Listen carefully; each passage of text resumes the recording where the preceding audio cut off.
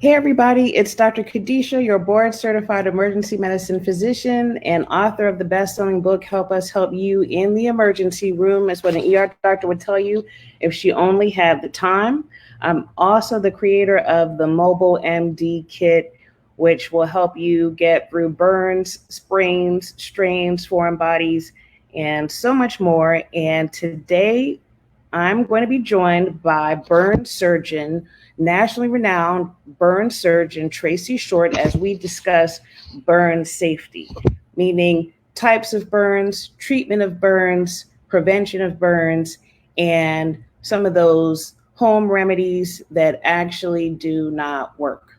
So, welcome to those who've joined me. Please make yourself known in the comments and definitely share. Okay, let's just make sure that I'm live here. Okay, yeah, definitely share. So, Dr. Tracee's running behind. You know, surgeons are always so busy. So, what I'm going to do is we're going to talk for about 10 minutes. You put some questions or concerns in the chat that you might have for Dr. Tracee or in general, while we wait for her to come. But anyway, just to introduce burn safety, burns are damage to the skin and deeper tissues caused by heat, chemicals, electricity, sunlight, or radiation. And unfortunately, about 4,000 people die annually in the US from fire and burn injuries. It's one of the most common causes of childhood injury.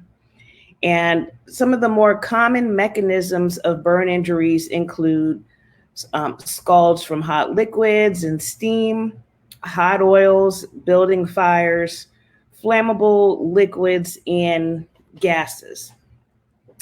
Now, usually we just get minor burns. They're first degree, just redness, mild pain, things like that. And it's usually, on the arm or the leg, certain parts of the hands. Hi, Victoria. Hi, Marlene. Marlene's my mom. Hi, everybody. Thanks for coming in.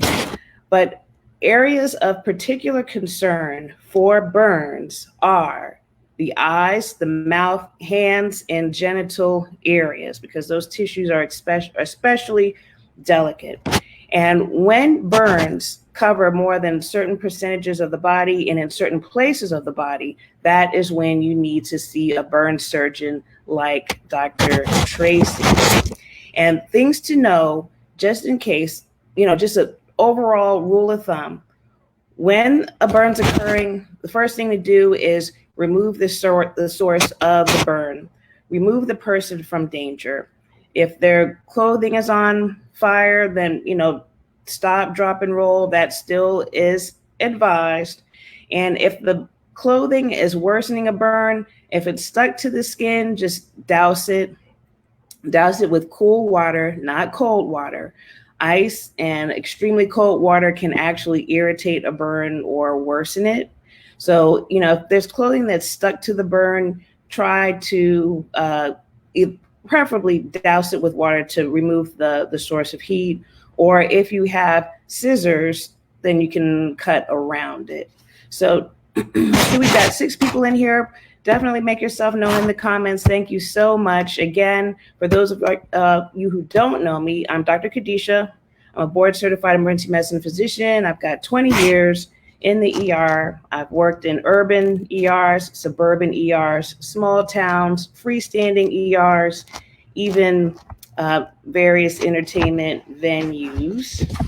So why don't we talk about some of the home remedies that we might have been told. I don't think I've been told any of these, so Mom, don't get mad, but some remedies that we might have been told growing up that were used to help burns that don't really help burns. So number 1, butter. Don't use butter on a burn. There's little to no evidence supporting the effectiveness of butter as a burn remedy. On top of that, it might actually worsen the burn because it retains heat, and it could also harbor harmful bacteria because you're just getting it from the refrigerator. And, and that could increase your infection because just like you use butter to cook meat, it could cook skin. If you got heat and butter, what's going to happen? Flesh is going to cook, right? So don't use butter on skin. Oils, similar to butter. Contrary to popular belief, coconut oil doesn't heal everything. For the same reason that you shouldn't apply butter to your burns, oils like coconut oil, olive oil, or various cooking oils hold in heat and can even cause the skin to continue to burn. Another thing that I didn't know about before was egg whites, another folk tale that I wasn't aware of. Uncooked egg whites can carry a risk of bacterial infection and shouldn't be placed on a burn. We don't consume raw eggs usually because we're worried about infection. You do take the risk of infection. And eggs can also cause an allergic reaction. Okay, so, and then toothpaste can irritate the skin and also cause an infection because how often are you gonna, especially toothpaste, because how often are you gonna have like a fresh tube of toothpaste to, handy? You're usually gonna have like a used tube of toothpaste. So you don't wanna put toothpaste on a burn either, okay? One thing that does help though is aloe vera. Aloe vera does have some anti-inflammatory properties. It is cooling. You can use like an aloe vera gel. That definitely helps. And one thing that particularly interests me as an ER physician is the fact that we used to use a cream called Silvadene to treat burns. It's like a white shimmery type cream, and it's not used anymore. It's not advised. So Silvadene cream has been replaced by just regular Neosporin or Bacitracin. And Sandy, hi, yeah, one of my favorite nurses. Sandy, yeah, definitely share some of your burn experiences in the comments. Let's see here. And I would love to display some comments on your experience if you feel like you want to share. So Silvadene is no longer used. Neosporin and Bacitracin have replaced Silvadene. So, and one more thing I just have to remind you is that ice is not the move. It's cool water, cool compresses. Do not put ice directly on skin. Okay, so let's see here. So we're going on about 10 minutes after, and guys, yeah, definitely thanks so much, Mom, for sharing. And yeah, guys, definitely do share because I know the talk of the town almost every day is the coronavirus, the pandemic and everything. And I'm in a string, like a daily challenge where I try to discuss various aspects of the pandemic every evening.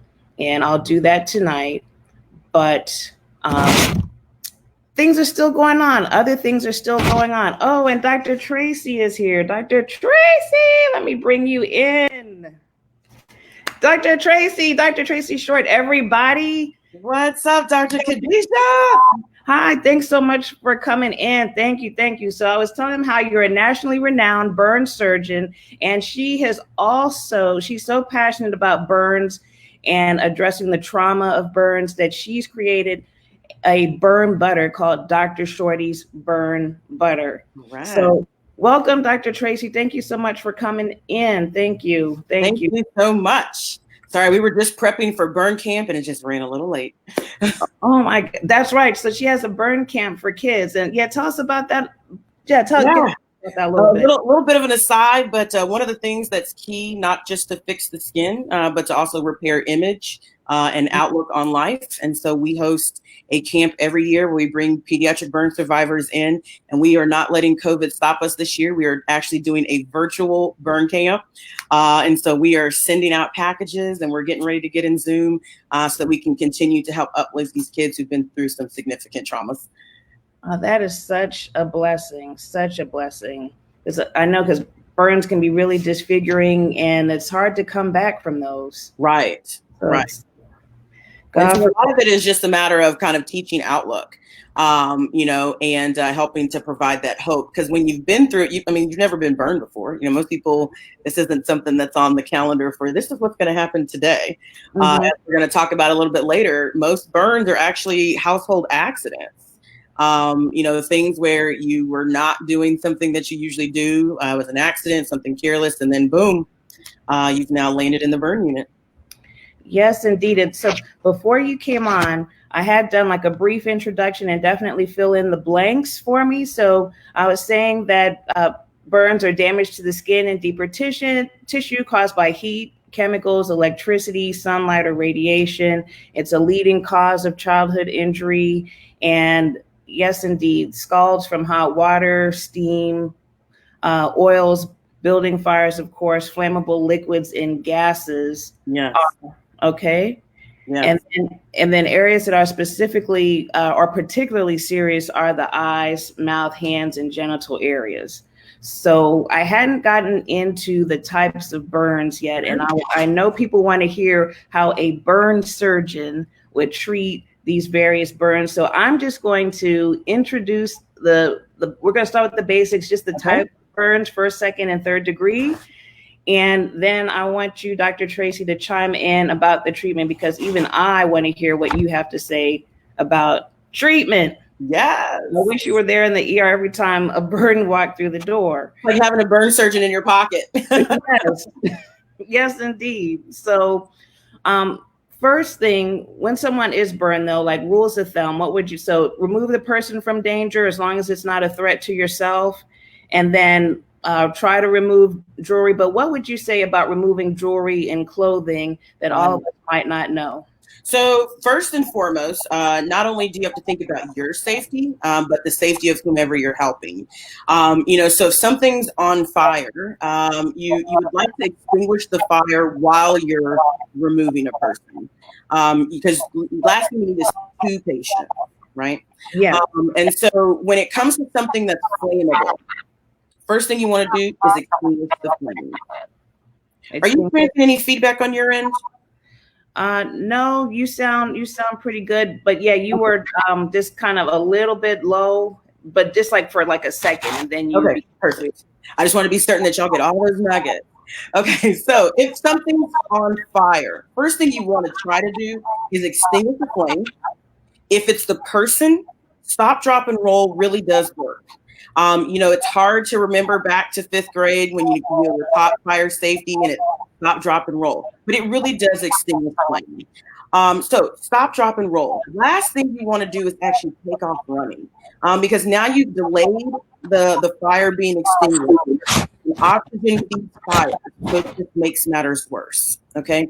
Once you get the fire extinguished, then we'll go to the next step, and that's remove whatever the hot items were. So if your clothes were on fire and you've now extinguished the person, remove the clothing. If you spilled grease on you, first thing is get whatever was contaminated by the grease off, because that clothing will oftentimes melt and it retains heat. So even though there may be no more flames, you actually still have heat. It's almost like baking, right? And so you still have heat on that skin surface, which can make the injury deeper. When it comes to scalds, typically for those, the moment they come into contact with the skin, it starts cooling and evaporating. So technically, if you had to be burned, a scald burn is actually the better one to have if you wanted, because it does evaporate. It's pretty predictable. When it comes to like hot water and substances, it literally starts to cool the moment it hits your skin. When it comes to things like grease, that retains heat. That's the reason why we use it, right? It retains heat inside that fried chicken and gets the crispy skin with the moist inside. So what I'd say is if it's something with grease, you want to try to get the grease off while you're cooling the burn. So wash it with a soapy cold water. That way you're getting the grease residue off. And so therefore you're starting to remove that layer that's going to retain heat. When it comes to anything where clothing is involved, remove the clothing, and all you need is cold water. I've heard all kinds of remedies, tomatoes, mustard, mayo, butter, lettuce, cabbage. It doesn't matter. Cold water. Right. cold water, maybe Slices, in a potato cold towel. slices. No potato slices. No potato slices. I was like, mustard? Mustard? Really? We've heard it and seen it all. I had someone come in with tomato seeds all over them, and I'm like, what is that? And they're like, tomatoes. And I'm like, okay, sure. But And then they're offended when you wash it off, right? yeah, and they're like, oh, but we did that like on purpose. And you're like, oh, okay. But you just want to cool. You just want to cool the skin down so that you can sort of stop that heat process. You want to remove any rings that may be on, because if you're burned on your hand and now you have swelling by the time you get to the emergency department, that swelling is going to keep that ring from coming off, and now you're at risk for losing a limb. So remove any of the jewelry, any metal items that may be in place. Remove it so that everything can kind of start to cool down. Gotcha. Thank you. Thank you. So, so now that we got the general rules of thumb under our belt, let's talk about first degree burns. Okay. And that typically involves what the skin surface, the epidermis. A typical cause is sunburn, and the appearance is like maybe a red patchy area, or in some of us it might be a dark area that of dry skin, right, that easily peels off. And because it's just the outermost layer of the skin, and it's usually what mild redness, swelling. And Dr. Tracee, how would you treat a first degree burn? And tell me, are there other causes of first degree burn than sunburn? So you can really anything that causes heat to the skin surface that just isn't hot enough to cause separation is a first degree burn. So for example, I kind of liken it to like a garden scenario. So for anyone who gardens, you know how you put mulch on the top? You know, if you remove mulch, the plants aren't going to die. It just may not retain all that moisture and it may not look pretty, but it's just gone. That's kind of the equivalent to that first degree. It's just the mulch that's gone on the top. So it's going to look like normal skin. It's going to look like your skin. It's just going to be a little bit red, except in brown folks. So in brown people, we don't necessarily turn that red color that you read about in books. We actually will be a little bit browner. Yeah. So I kind of liken this to you got tanned real fast. Whatever it was that caused it, sunburn. We've seen this from people whose propane grills flashed on them. And so it gave you just enough heat so that you felt it.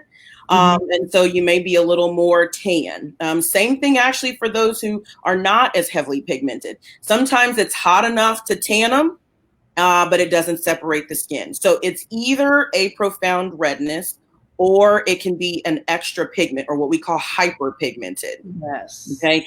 Now here's the great thing about first degree burns. They may hurt, but you're okay.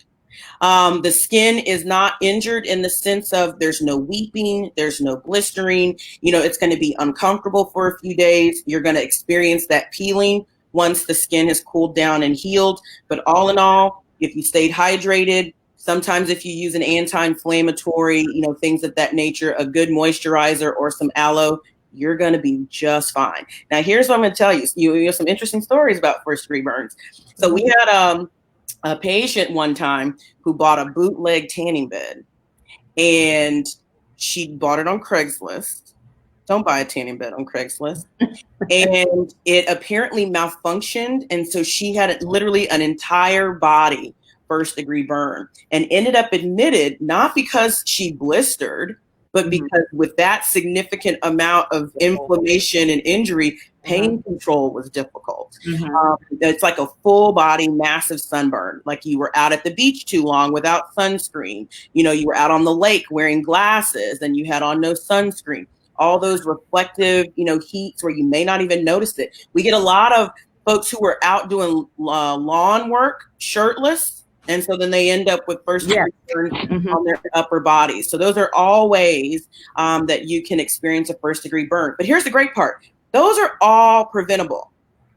All of them are preventable. Preventable with sunscreen or some UV protective clothing, taking some breaks, you know, literally all of those are preventable. Awesome. And July is UV Safety Month. So thank you for mentioning that. And isn't it true, or correct me if I'm wrong, but people of all shades can suffer from sunburn. Is that correct? So for those of us, correct. So the adage of I don't need sunscreen is false. False, false, false. Everyone has the potential to burn. You may not turn red, but I don't know if you've experienced this, but I have definitely been out where I literally have heat radiating off of my skin because I forgot the sunscreen or I was out in the sun too long. You came in with some really deep tan lines and skin that just was like, OMG. That is a first-degree burn. Gotcha. Thank you. Yeah, I think I fell asleep on the beach in Fort Lauderdale one time, and yeah, that it happened. And is there a certain SPF that we shouldn't go below for an effective sunscreen? So I get this often, Dr. Khadijah, and that's what I'm going to tell you. I may go against the grain, but I'm going to let you in. SPF numbers don't matter. What? Once you get above like a 30, the numbers are kind of arbitrary. You're not going to get less sunburned because you're wearing 100 than you are wearing 50. And we've actually learned a lot about sunscreen now. Before we used to say the bigger the number, the better. And now I'm kind of leaning more towards the protective effect of a mineral-based sunscreen. A mineral-based sunscreen. Mineral-based, okay. Yes. So the higher percent of a zinc or a titanium, the better the actual protection. So in a lot of these sunscreens that are not mineral-based, what happens is your body causes a chemical reaction with the UV light, and it can actually generate a little extra heat in that reaction, right? If we think back to chemistry, all reactions have that exothermic property. They can cause a little bit of heat. And so we're starting to learn a little bit more about what's in the sunscreens. The other things we know about the sunscreens is sometimes they're containing things that really aren't good for you, your skin, or the environment. If you go to certain countries, they actually ban certain sunscreen chemicals because they're not benefiting anybody. They're not benefiting the coral reef, and they're not benefiting your skin. So a mineral-based coral reef. How? What? So the chemical in the sunscreen leaches off of your skin while you're out in the water. So while you're enjoying yourself, scuba diving, and snorkeling, your sunscreen chemicals are leaching off your bodies and into the water. And that chemical is hazardous to the reef. And so the reefs don't thrive with the chemicals in the water. Wow. Yeah. Wow. That's why I'm just like, wow, because it's like, whoosh. I know, it's crazy. And you're like, and it's just sunscreen, right? No, it's not. It's not just sunscreen. Well, yeah, I always gave sunscreen the side eye anyway, because of the way it like just kind of coats you and the smell of it. I always wondered, like, what is everything in here good for me? So I'm glad you answered that question. And Sandy Baylor, who is a very, very experienced nurse, asked that whether or not cool compresses relieve some of the burn. So cool compresses, so let's make a distinction. When you say cool compress, do you mean like a towel that's been rinsed in some ice water and it's nice and cold? That is great. If you're talking ice pack out the freezer, that is a no bueno. You do not want ice on a burn. So a cool compress works fine. It definitely will, one, help to soothe the pain. And I won't necessarily say that it'll kind of help the burn, but it won't deepen the burn that's due to sort of that ongoing presence of extra heat. Okay. Oh, and you got a little bit muffled there, just off and on. You were muffled off and on while speaking. Okay, I'm sorry. Let me. Good. You sound good right now. Like when you. Okay. And then what about a water gel? So water gels actually do play a good role. They actually are being carried on some of the EMS buses that varies from province to province, city to city, town to town. So the good thing about something like water gel, and I have no disclosures with water gel, but one of the things that their research touts is it actually cools the wound without dropping your body temperature. Okay. So, which is good because in the past, way back in the day, we used to tell people to wrap people in cold towels and then transport them to a burn unit. Well, if I wrap you in cold towels and it's cold outside, your body temperature now drops, and I have to, work extra hard to get that body temperature back up. Well, with water gel, it cools the skin. It provides a cooling sensation. They have some essential oils in there that help with that cooling effect, but it doesn't affect body temperature. So you can get covered in water gel and you'll still arrive at a normal temperature when you get to the outside facilities. All right, great. Thank you so much for that. So I think we got first degree burns covered. Can I do one more tip, Dr. Khadijah? Yes. Okay, so before we leave first degree, one of the things going back to sunscreen, you have to use sunscreen appropriately. Oh. Sunscreen actually needs to be on your body for a minimum of 20 minutes before you get in whatever watered surface or you actually go out to be exposed to the sun. So you standing poolside, spraying on your sunscreen and then jumping in the pool, you don't have on sunscreen. All your sunscreen just washed off in the pool. So 20 minutes before exposure and before you get in the water, you need to reapply if you're sweating or wet at least every 2 hours. Okay. And the higher the percent of mineral, the better. So whichever one you're willing to tolerate, because it does make you a little ashen. Whichever one you're willing to tolerate, that's the one that you pick. Okay. The more ashy, the better. Kind of. That old school Lifeguard, really white and thick? That is a great sunscreen. Now, a couple of companies do make a sheer zinc. So it's a 100% zinc product that they've been able to make clear. So that is an option. There are only a handful of sprays that have a mineral base in them because some people like the convenience of being able to spray the body. Yes. But here's a tip. If you spray your body, it needs to actually hit your body. How many of us have been sitting poolside and we started tasting the sunscreen from the chair next to us because the wind just carried all that aerosol downstream, right? It's not on your body. It's not blocking sun. Oh my God.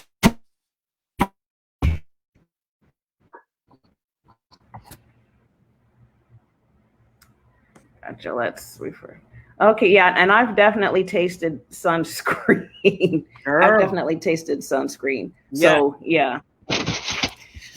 Okay, gotcha. So, and then a couple other good questions. I love people are very engaged here. So Amber is asking if shea butter, is it not enough protection?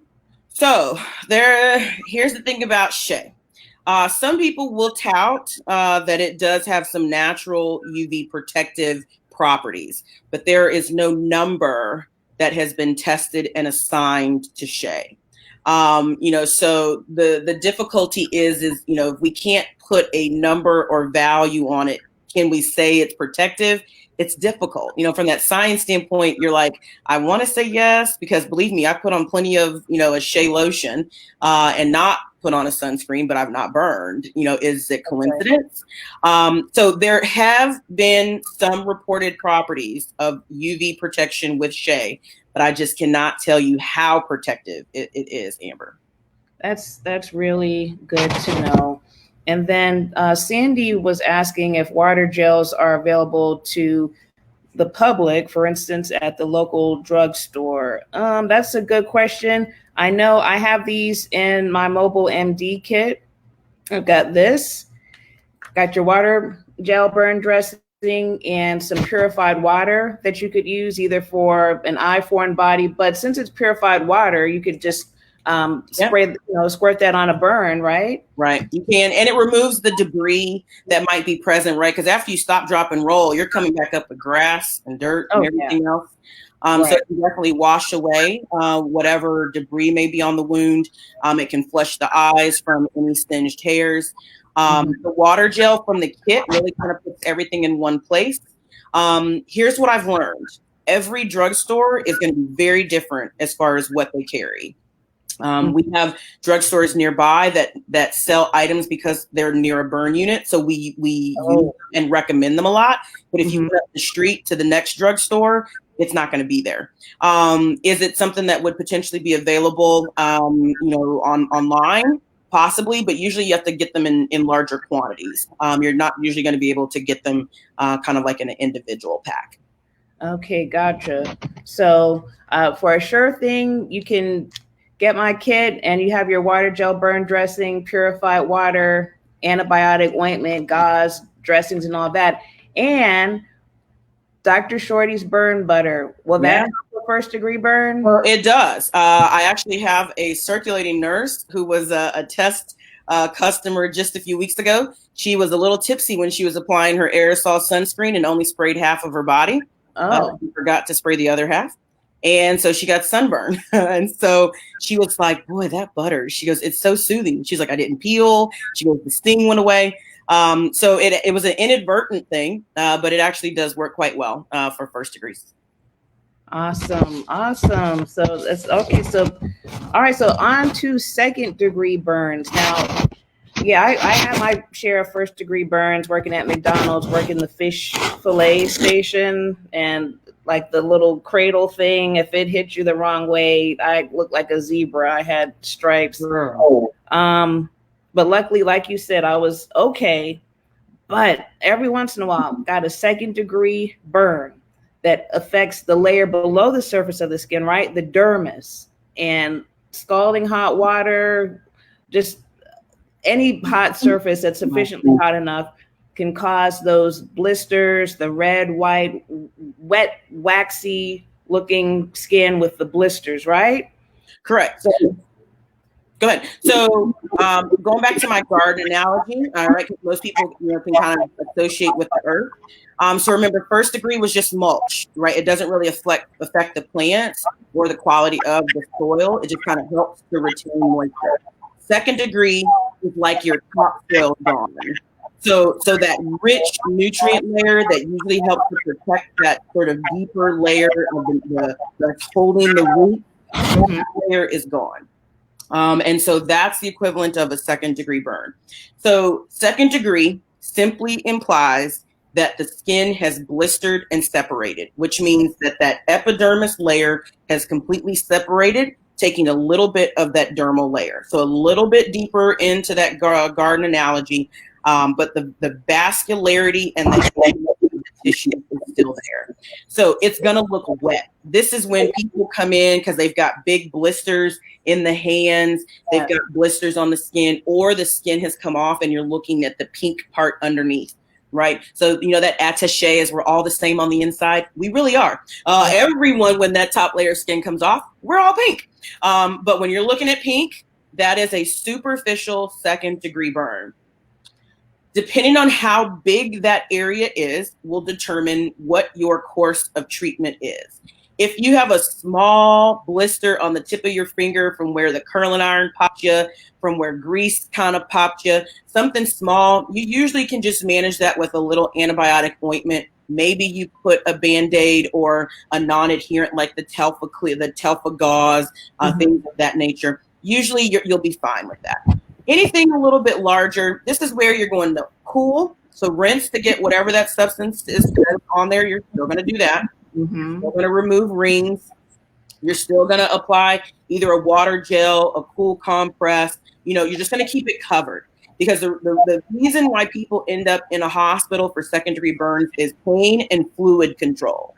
So you can imagine skin's like a raincoat. It's holding all the fluids on the inside and keeps all the bacteria on the outside. Well, when you put a big hole in that raincoat, the fluids can now leak out, and then it leaves you open to bacteria coming in. So that's why we typically go with some form of an antibacterial ointment. And that's why we encourage you to stay hydrated. Either you drinking it, or in the hospital, we actually will give it to you in an IV. Now, okay, burning question, no pun intended. The blisters, do we leave them alone or do we rupture the blisters? Okay, so if it's bigger than the size of a quarter, then it is best to go ahead and unroof it and let the fluid drain. Because what happens is that protein fluid that's inside the blister will turn into like a gelatin, kind of like jello, and it just forms a coated layer over the skin. And so with that coated layer is that layer where bacteria can breed, and it can potentially impair wound healing. Now, I will tell you, dermatologists and burn surgeons differ very differently on what to do with fluid-filled blisters. But for the people who actually deal with injured skin, debride it, let that fluid drain, and then put your dressings on top. Okay. Thank you. So larger than a quarter, you drain it. Correct. Otherwise, you just let it be. Right. So like, for example, you know how sometimes, when you touch a stove and you just get that little tiny blister on the tip of your finger, that would be worth popping, because now when you open up that finger pad, it's going to hurt until you get new skin on that finger pad. If you had left that tiny blister intact, your body would have resorbed that fluid because it's so small. That burned layer will actually protect the wound underneath, and it would have made you more comfortable because now that area is not exposed, causing more pain. Okay. Thank you. Okay. So have we gotten second degree burns covered? No, there's one more thing for second degree. There's two types. We just talked about the partial. There actually is another category called deep partial. So it's not necessarily a full thickness. It's not third degree. So it's that no man's land of burns. It's that burn that has a potential to heal on its own, but it also has the potential to need surgery in order to heal. Those are the ones that really need to have some follow-up with a burn specialist, burn team, because those can take a long period of time to heal. And so sometimes it's faster and therefore has better scarring if those areas are grafted or tended to surgically. Okay, and say the type of second degree burn. Partial thickness burn. Deep partial thickness burn. Okay, thank you. Now we got some more questions for you. So Victoria grew up in England. So and she's asking about something that I've never heard of. It's called gentian violet. Okay. So gentian violet is an antimicrobial that, just like the name says, it stains everything purple. Okay. And it was a go-to in the burn community, and some burn centers and wound centers still use it. In our circumstances, we actually haven't used the gentian violet at my institution in almost a decade. There are some wound care centers that implore it because right now a lot of things will have resistance to our current antimicrobials that we use topically, but they don't to things like your gentian violets. We used to have one that was a red color. I'm flashing on what the name was. Scarlet red. And so it used to literally just stain everything.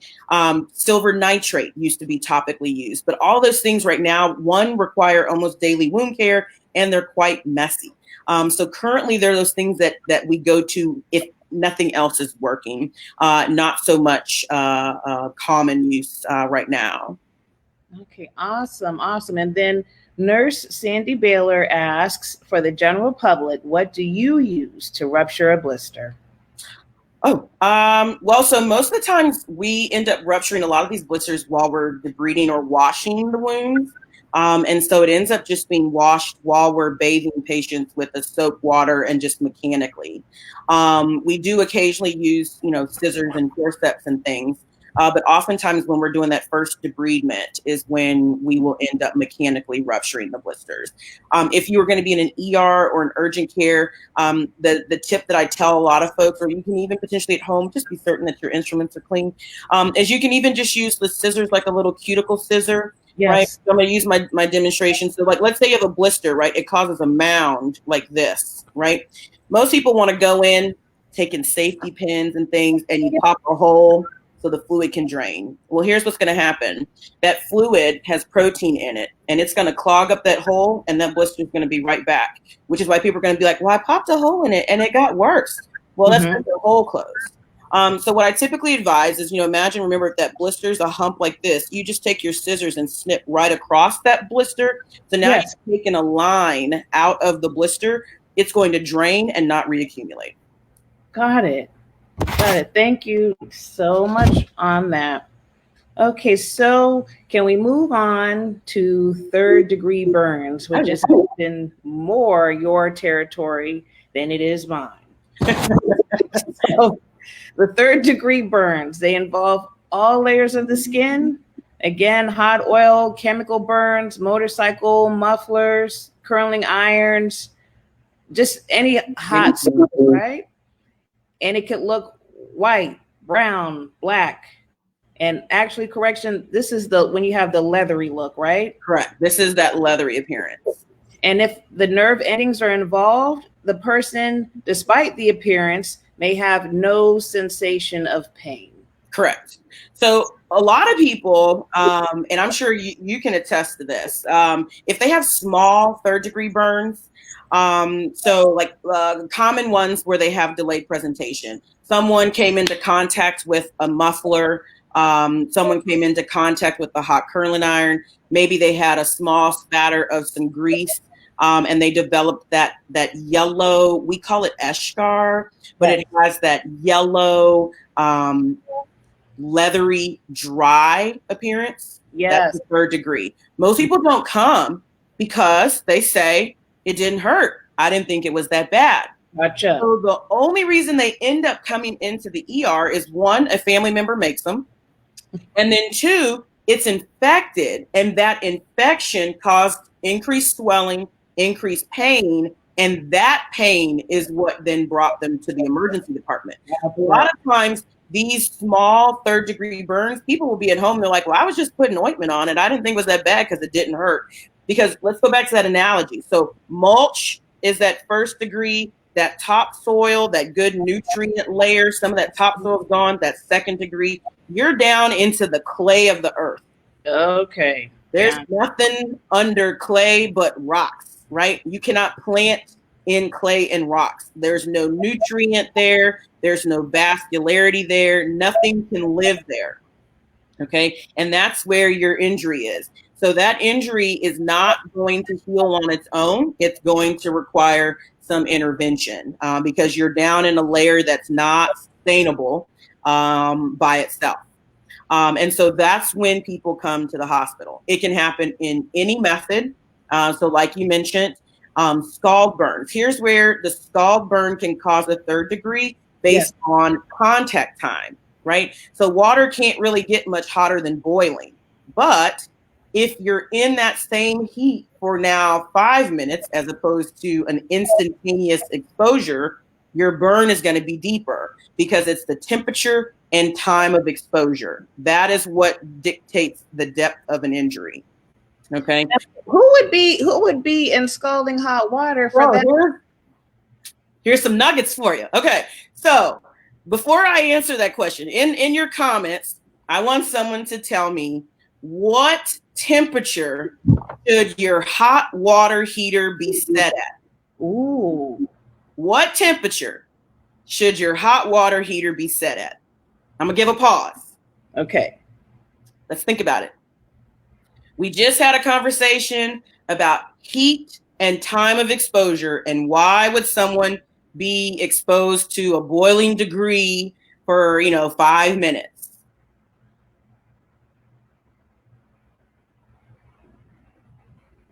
Do we have any answers yet? Any guesses?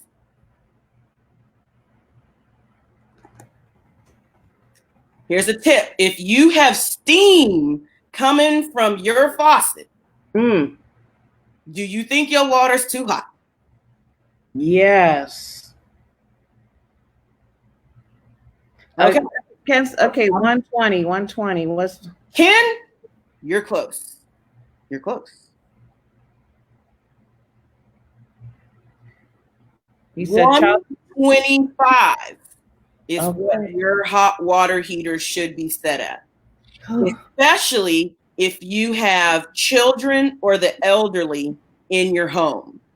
Okay, because here's why someone could potentially have a high degree or even a moderate degree of temperatured water with a long exposure. I see it over here. Child abuse is one. Someone intentionally gets put into water that is too hot and they're not removed from said water in a timely fashion. But here's what's more common.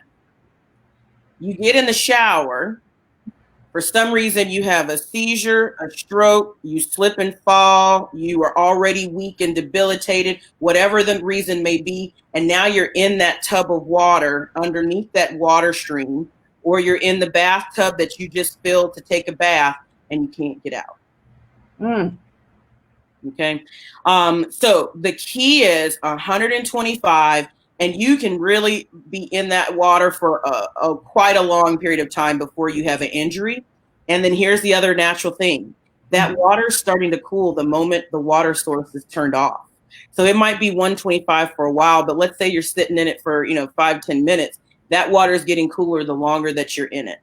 Okay. But if you're starting at steam, that means you're starting in that realm of 200 degrees, which means instantaneous contact. You've got a burn. It's just worse the longer that you're exposed to it. So you could have burned. So you get into the hot bath, it's steaming. You could have sustained a burn, but you stay in the water and continue to take your bath because it's cooling off, but the damage has been done. So here's the thing. Most people aren't bathing in 200 degrees.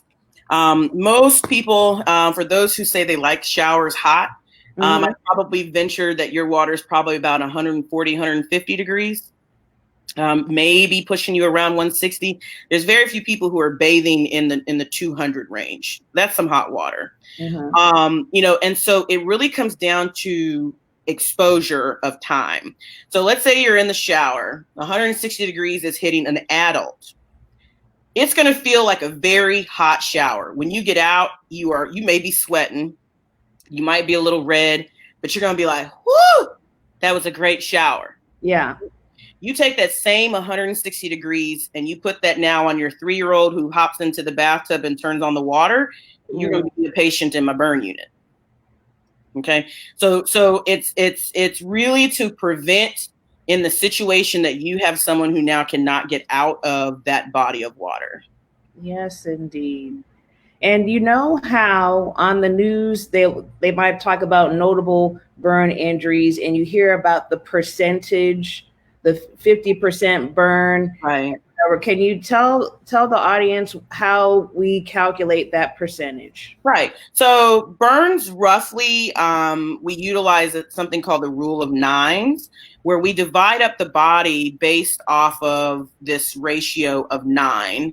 So if the entire body is a collective is 100, then, in theory, front and back from the waist up should be 50%, or front and back from the waist down should be 50%.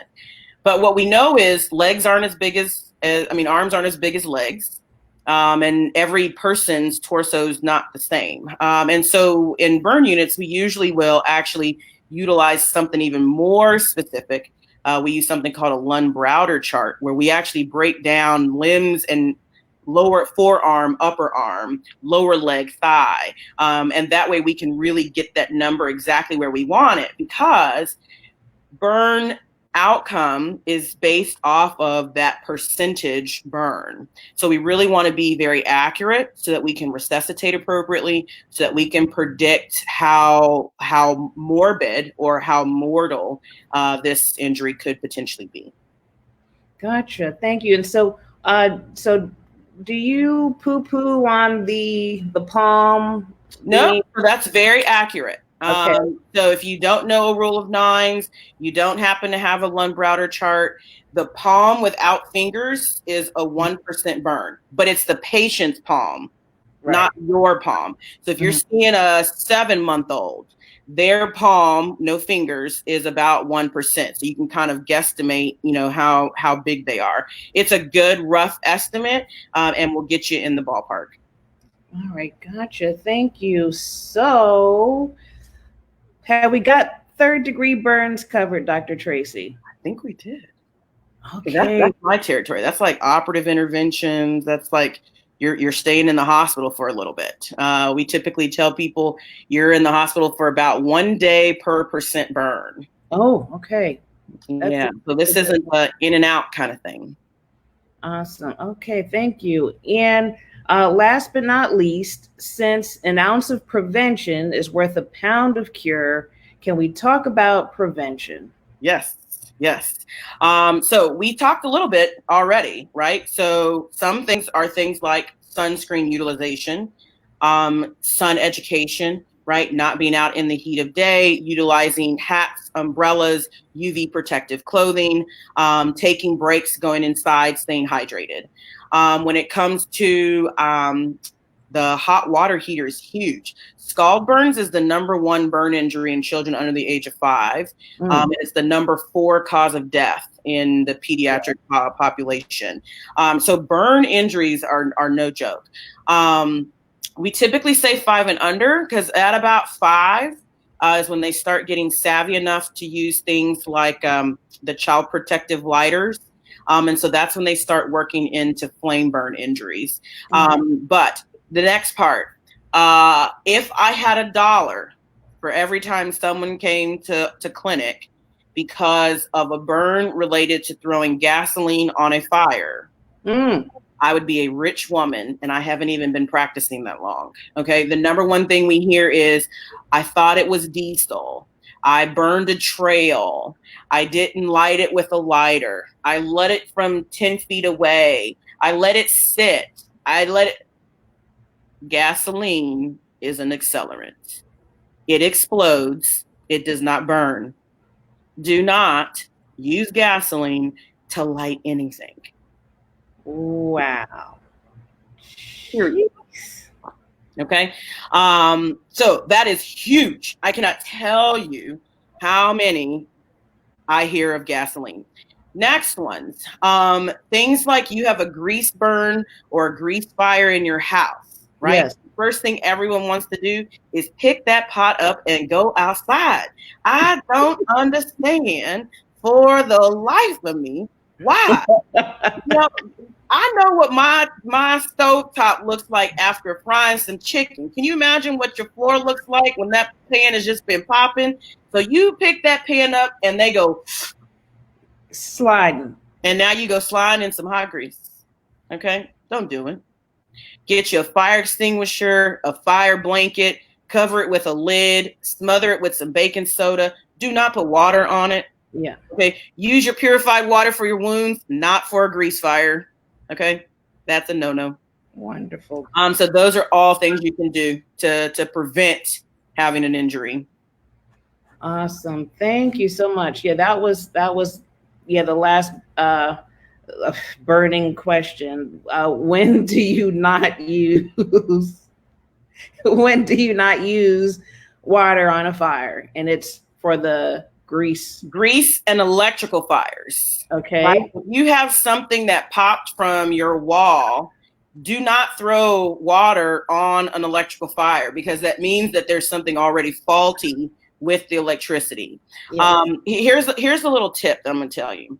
So I have been a burn surgeon for a long time. I've been in burns for 15 years total.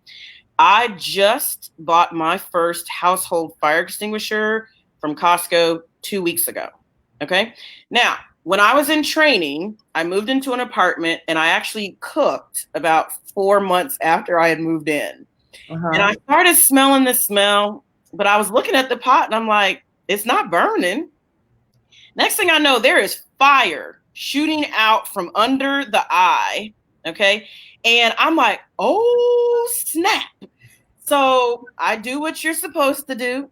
I stay calm. That's the first one. I stay calm and I'm looking for a lid. I turn the heat source off. That's the first thing. Turn the heat source off. I took the lid, put the lid over the eye to smother the fire. But then what did I do? I picked the lid up to see if the fire was out. Woof. Flames come back out. Put the lid back down. We're smoking, and I'm like, am I gonna have to call 911? I don't have no fire extinguisher. My smoke alarm was going off. Get a fire extinguisher. Learn how to use it. Get a smoke detector. Keep the batteries in it, right? Yeah. Change those batteries out twice a year. Those are all things that can definitely keep you from not being injured and keep your house from burning down during cooking accidents. Gotcha. And I think I have Chelsea here. And if it's the Chelsea that I know, she is a hairstylist. So she uses a lot of curling irons and flat irons. Mm-hmm. So let's add Chelsea. And Chelsea, can you hear us? Can you unmute yourself? All right. I'm here. Hey, beautiful Chelsea. Hi, everyone. So, what are your experiences with burns?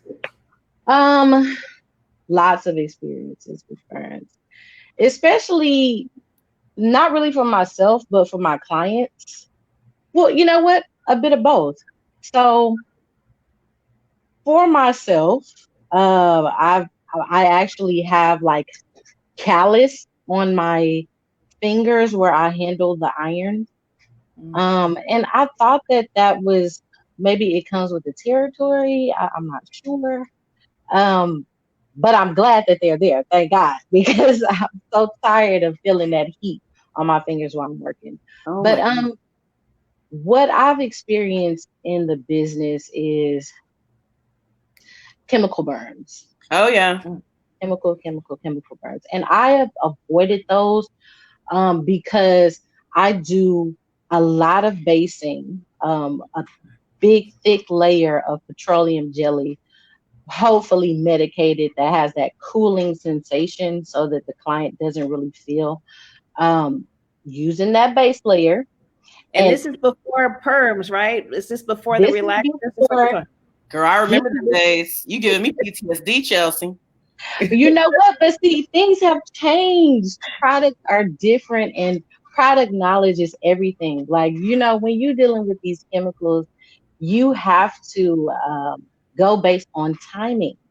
It's not just that base layer of petroleum. You actually have to, first of all, be evaluating your client's skin condition. If they have sensitive scalp, sensitive skin, if they have, my battery's dying in my headphones. If they have skin conditions that you can't use intense chemicals on, timing is everything. And what most stylists don't know, which is sad to me, is that your entire relaxer needs to be about 18 minutes total from start to finish. Oh, that's it? I used to sit with that mug and you're like, ooh, it's stinging. No. Like, ooh, it's on fire. No. But see, that's why people have chemical burns. So 18 minutes is all you get from the time you start, and you cannot apply those chemicals, whether it be chemical relaxer, perm, like to make your hair curly, or even bleach or color. You can't put that chemical directly on the scalp or skin, especially for an extended period of time. It's going to create that burn.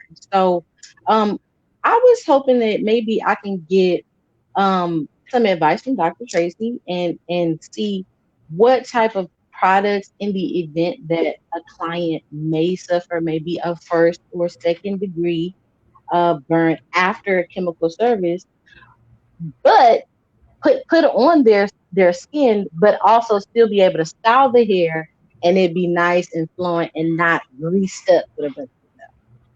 So it's a little loaded. So here's the interesting part. We have actually had several patients who came in because they used an at-home natural hair color. There actually are a few certain brands of natural hair coloring that have ingredients in them that are known for causing pretty significant chemical burns. And so we've had the range, right? I had one patient where when the first ER that she went to, they shaved her head right? Because just like if you had a burn on your arm, we do, wound care and you apply dressings. Let me tell you, if I burnt my head and now you telling me to add insult to injury, you gonna shave all my hair, I would be a little upset. We Okay? done with you. So it depends on how significant the burn is, how big the wound is, as to what your styling options are going to be. But here's the part where I said that's kind of loaded. You probably shouldn't have any styles in your hair until that scalp has healed. And so really I would go basic. You wash the hair, you need to be able to wash it at least every other day, because you're dealing with a burn that still needs to be washed and debrided and kept clean. So you're not going to be able to put a style in it and think that you're good to go. That's not going to happen. You definitely don't want to cover it. So if the intent was to like relax and then put in a quick weave or wear some braids or what, you don't want to put any tension or traction on that hair until that scalp has healed itself. It's a little hard because everything that we would recommend is going to leave them feeling a little greasy for a while. It's kind of the equivalent to applying antibiotic ointment. If I apply antibiotic ointment to your scalp, it's going to leave you feeling greasy. We've gotten around it because it's very hard getting all of that petroleum out of your hair when you're applying it, every other day. We've taken some shortcuts and some tricks to try to remedy that. But it's tough. The basic answer I'm going to tell you, if it's a small area, it's inside the scalp, leave the style rather tension free, something that they can actually wash the scalp at least every other day, so that they can keep the wound clean until that wound closes. Right. So what can I look for as far as how the burn presents on the scalp that is alarming, or that I should actually be alarmed about? So if they have open wounds and crusting, that's a sign that it's not simply a first degree irritation, right? Irritated skin, kind of take that sunburn equivalent, right? It might be red, it might have a burning feeling to it, but if it's simply red, irritated, there's no blisters, there's no crusty drainage, it's not wet to the touch, then you usually could probably get by with just something that's going to soothe the scalp. And once you start crossing that territory into they've got full on crusting, we've had people come in because the face is swollen, because the scalp is not really connected to your head, and so when it gets inflamed, it can swell quite a bit. That's a sign that this isn't something you probably can locally take care of, and they probably need to check in with somebody. Okay. Are there any? You can't tell them that they do not have to shave their head in order to get these areas to heal. God, please no. But are there any like irritants?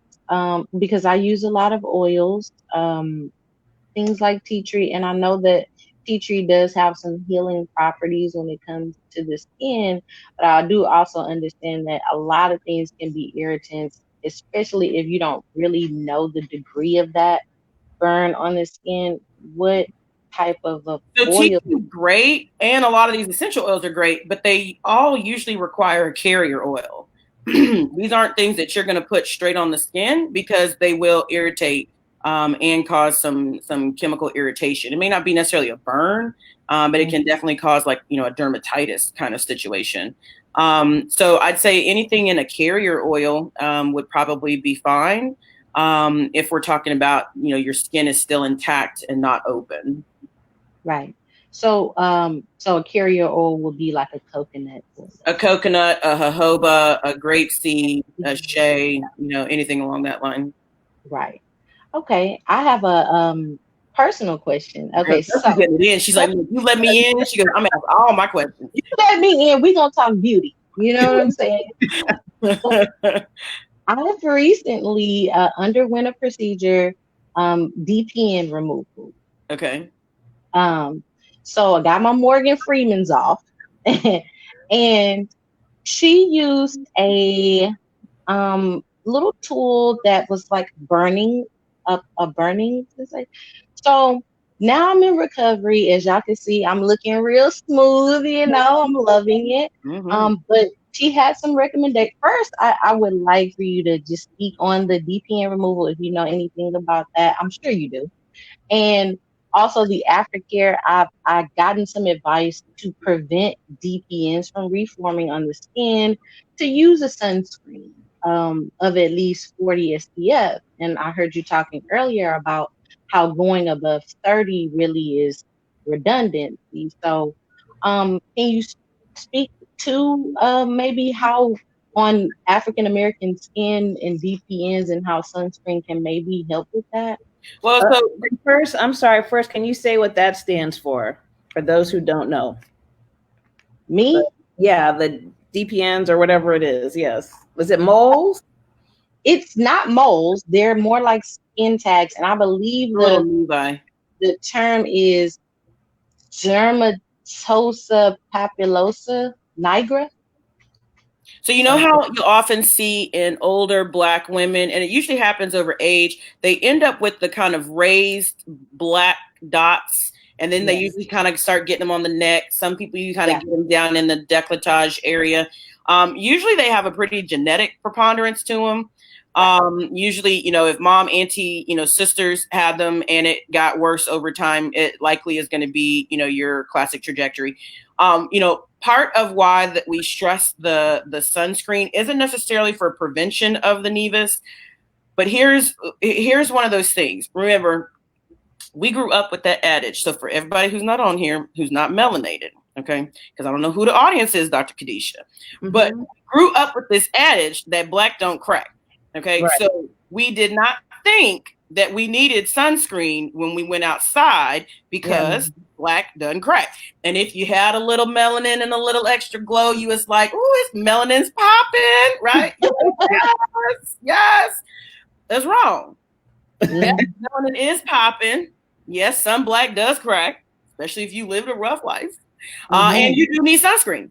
And so one of the reasons why it's reiterated after having a procedure like you had isn't necessarily to prevent those nevi from happening, but it's the fact that those nevi are associated with that thermal damage that comes with sun exposure. It also helps to prevent that hyperpigmentation that happens after operating on brown skin. So one of the things, anytime anyone who has a propensity of hyperpigmentation, especially when it's related to anything that caused inflammation. So that's your Native Americans, your Asians, your African Americans, your Hispanics.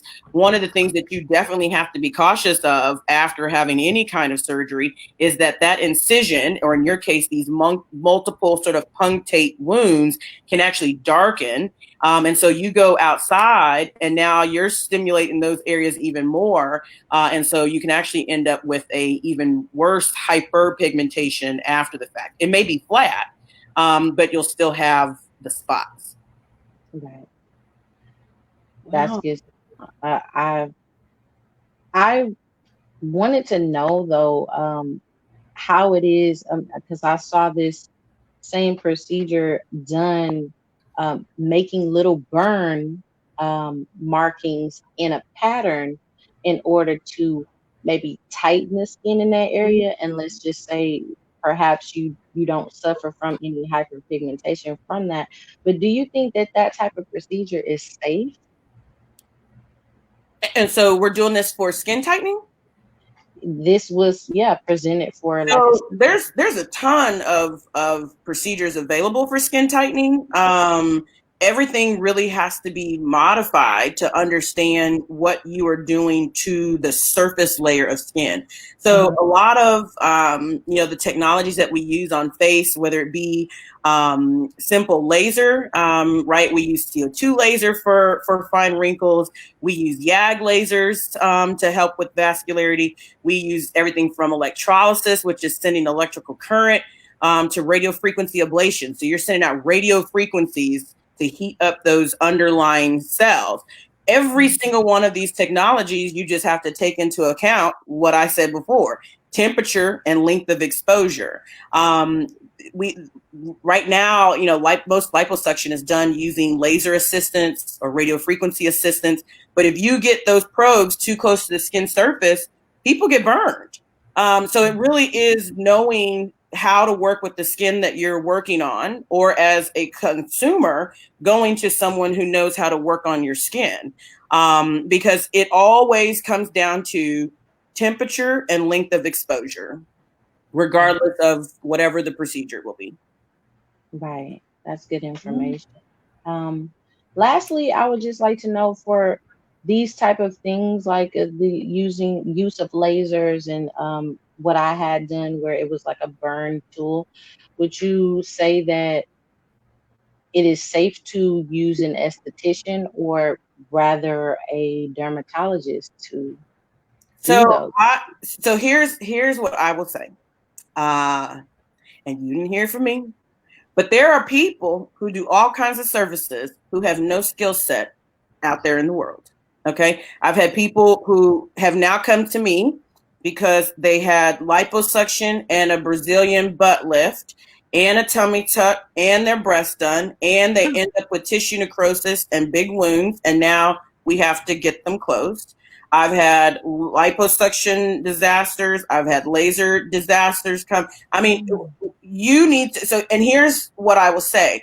In every situation, they were trying to find something that was the cheapest and they wanted a good outcome.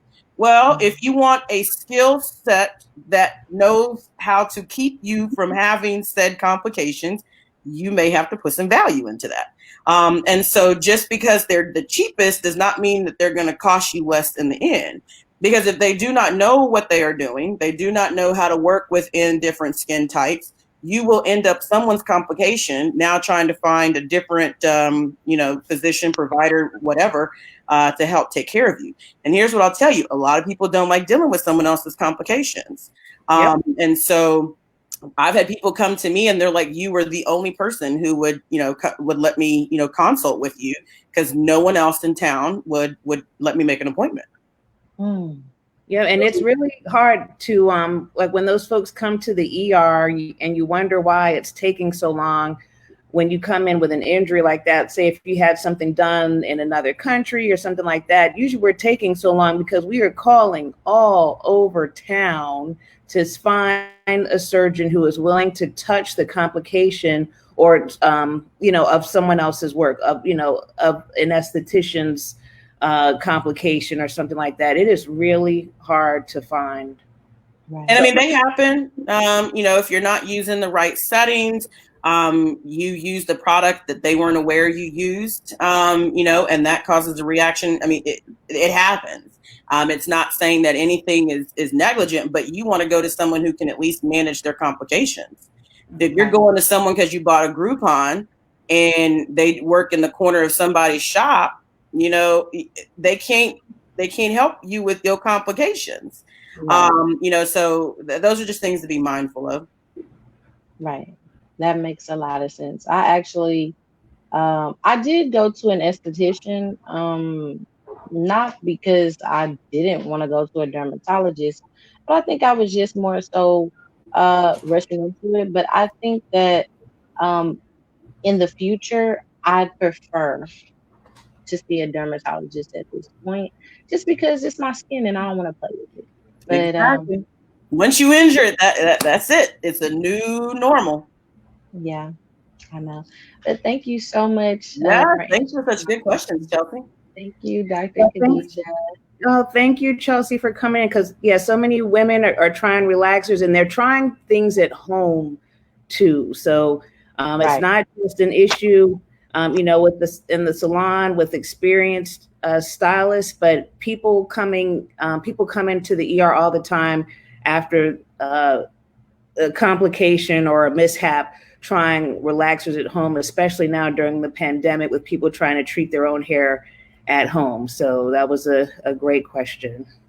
Yeah, I'll give a piece of advice to anyone who wants to know if they are interested in using relaxer now. I love the natural hair movement, but I do still have clients that like relaxers.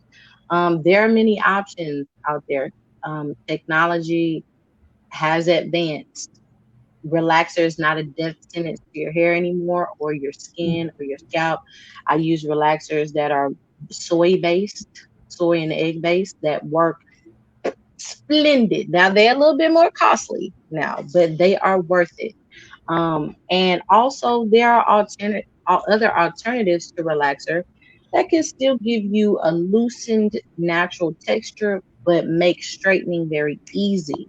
That also won't affect the skin negatively. So, if anybody has any questions about that, or looking to have a professional consult with them while they're at home during COVID-19, trying to perform different professional grade services on their hair, I'm open to consultation online.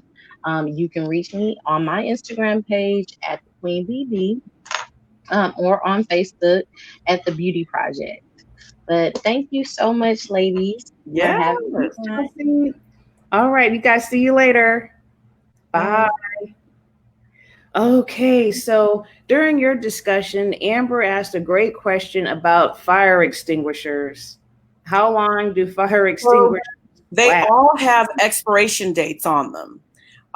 So you should, on that green tag, should have, if you flip it over, there should be a date where it's been signed off on. Yeah, they punched a hole in it. Yeah, which year is the hole punch? I don't want to say.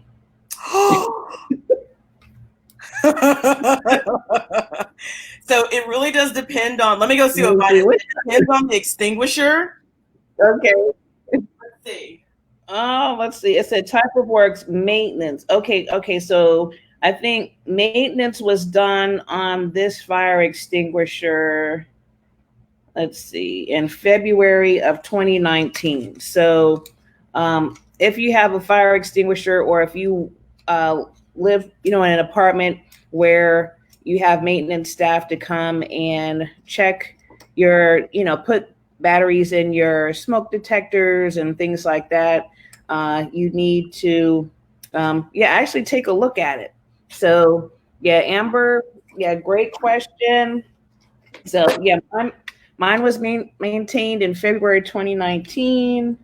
And let's see what other information is on here, because we really do need to read the small print on our fire extinguishers. The first time we get to know our fire extinguishers should not be when we're trying to put out a fire. That is correct. Okay, so it says on my fire extinguisher that you should install, inspect, maintain, and test in accordance with the standard for portable fire extinguishers. But you can ask your maintenance person or the manufacturer about that. It does also advise that we inspect our fire extinguishers monthly or more frequently when circumstances require, and verify that the unit is pressurized in, as intended and undamaged. So, we do need to check the condition of the hose. And, so that was a great question. Because I wasn't even sure what that meant. Like if it meant expiration, but it was maintenance. The last time it was maintained was almost a year and a half ago. So I need to ask my leasing office if my fire extinguisher is due for maintenance.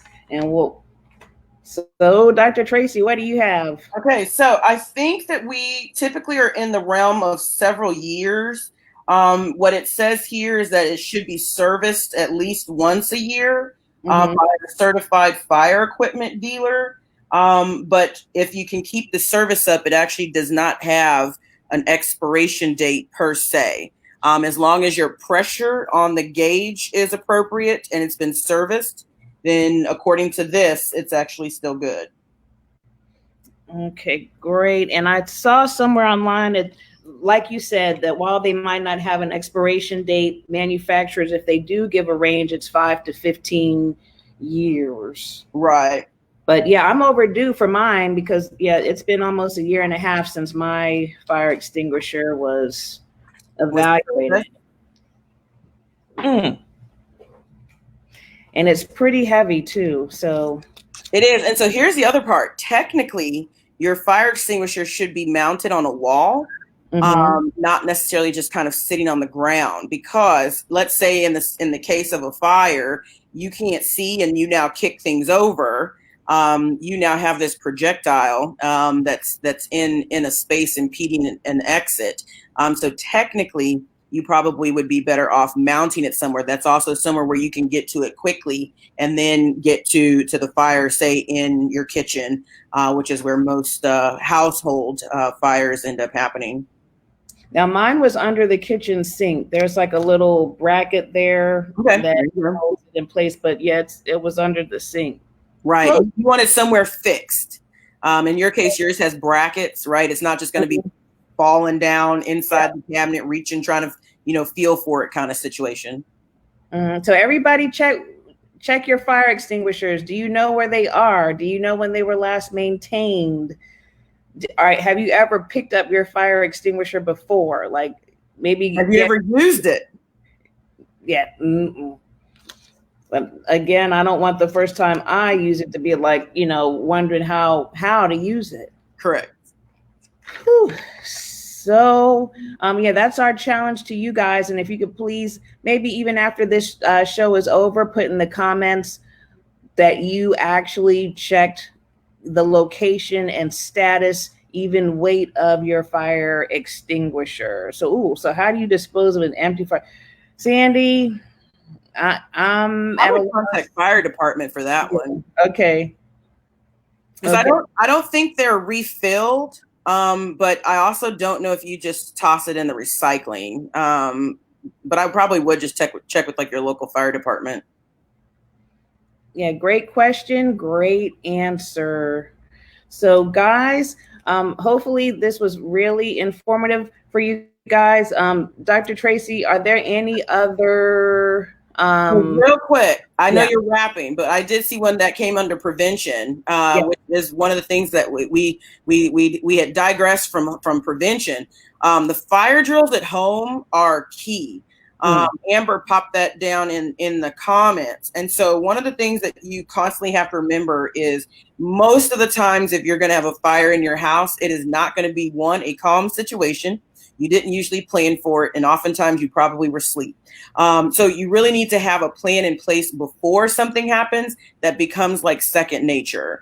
So if you live in an apartment building and you're on the top floor, do you have a rope ladder that you can hook to the balcony and get down? Right? Because if you can't get to your main door, there's usually no back doors in apartment buildings. Can you get out your window? Can you put a rope that goes, the little metal ladders that go in windowsills to get out of your windows? Do you have kids? What are the plans for them to get out of the house? You should not have meeting points inside the house. Because someone's going to be waiting in the house to, pick up the cousin, to pick up the babysitter, to pick up the little sister waiting on mama, and mama's outside waiting for you to come out, or they're inside the house trying to find you, but you've already made it out. So you really should have plans. If you're going to grab your brother who you sleep in the room with and y'all are going to get out, you're not going to wait for the rest of us. We're all going to meet over at Mr. Joe's house. And you're going to wait in Mr. Joe's front yard for the rest of the family to come out. The one thing, and, it was, I don't know if anyone follows This Is Us, but oh my gosh, my eyes sweat. It's the one thing that happens over and over and over is the person who goes back inside. That is the person who usually does not end up making it out of the house fire. So when you make your sweep to come out, make the plan and get out of the house. Have the 911, have the smoke detectors, do all those other preventions. But you really do not want to put yourself in a situation where you're going back inside a house that's on fire.